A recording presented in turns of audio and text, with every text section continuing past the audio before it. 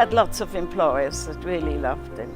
At the time when things in business were tough, they all said, we work, we don't want any wages now.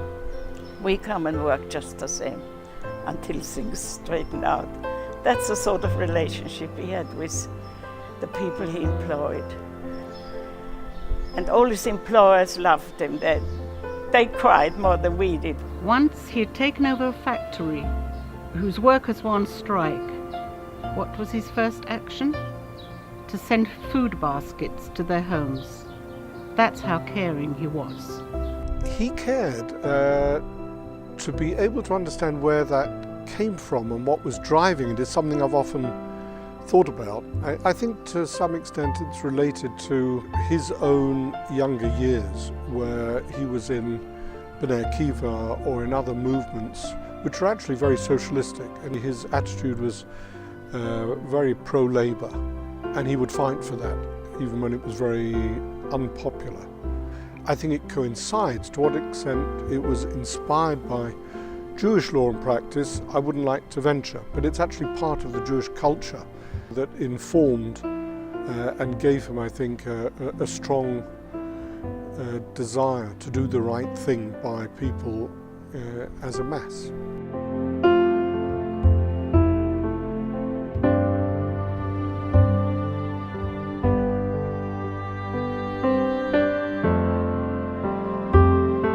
Chaim loved life. He was always smiling. He was telling me always smile up when I looked sad.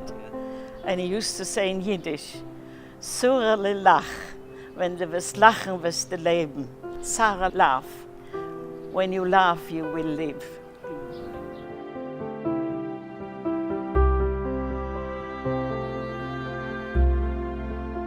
I'm working with people now who were recognized to be very militant. So much so that I understand there wasn't 2 or 3 weeks went by without a strike. Now it's the same people, they're no different people, are now working so much happier and doing so much better a job. And the company is doing so much better. And I feel myself very happy in that environment. I know no other environment, and I think that is the way. He acknowledged that workers were people with needs outside the factory, and he respected them. He certainly saw the other side of management from the receiving end. But a lot of people do, and they don't necessarily come up with the policies that he did. So I think that was actually very unique.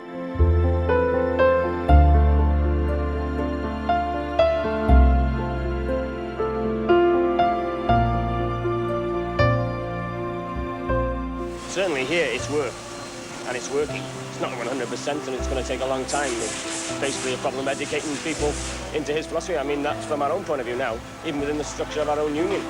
Our union was created to fight management, and in fact now it's becoming a liaison role, really, alongside management.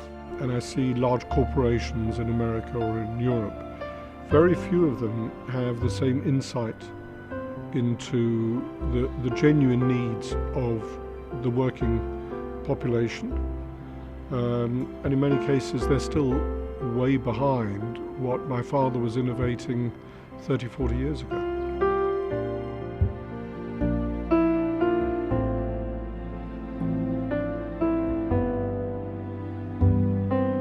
But that was equally a very fundamental priority for him, to be ethical in business.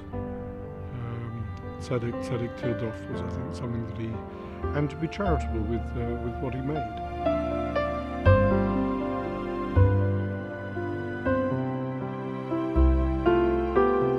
When, sadly, he passed away far too young, at the age of just 65, his workforce were heartbroken. After Chaim was gone, I worked in Baker Street where Schreiber had a showroom. And I was talking to clients and explaining the various furniture and the various shapes and sizes. And a man came in, and he wasn't a Jewish man, a big guy. And I hadn't met him before, but he obviously was employed by Schreiber or Hot Point.